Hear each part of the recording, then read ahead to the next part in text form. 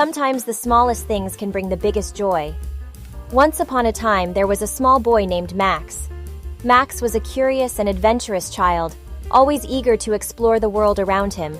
He lived in a small town on the edge of a dense forest and spent most of his days exploring the woods, searching for hidden treasures and secret paths. One day, while he was playing in his backyard, Max stumbled upon a baby dragon.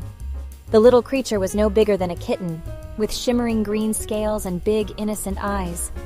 Max couldn't believe his luck.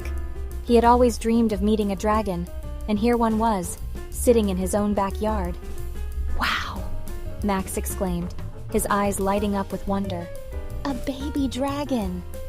The little dragon looked up at Max with big, innocent eyes and let out a soft chirping noise. "You're so cute," Max said, reaching out to stroke the dragon's scales. "What should I name you?" Max thought for a moment, then decided to call the dragon Flame, because of the tiny sparks of fire that occasionally flickered in its nostrils.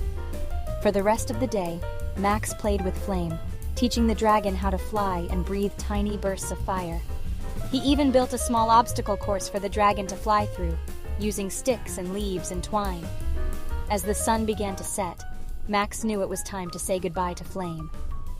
"I can't keep you forever, Flame," Max said, stroking the dragon's head. "But I'll always remember our adventure together." Flame let out a small puff of smoke as if to say goodbye.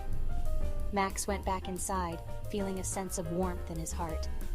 He had made a new friend and learned that sometimes the smallest things can bring the biggest joy. Over the next few weeks, Max visited Flame every day.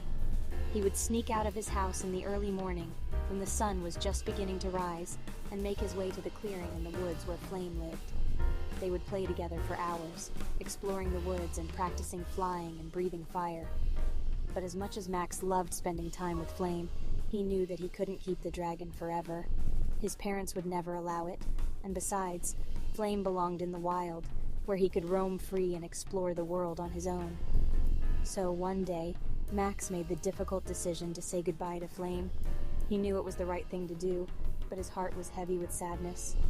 "I'll miss you, Flame," Max said, tears streaming down his face.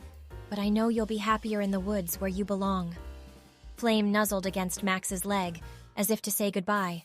And then, with a small burst of fire, the dragon took off into the sky, disappearing into the trees.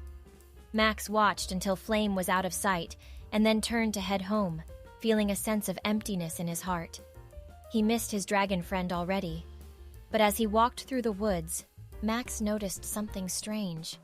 The trees around him seemed to be moving, rustling and swaying as if there was a strong wind blowing through the forest. But the air was still, and there was no sound except for the chirping of birds. Max looked around, confused, and then he saw them.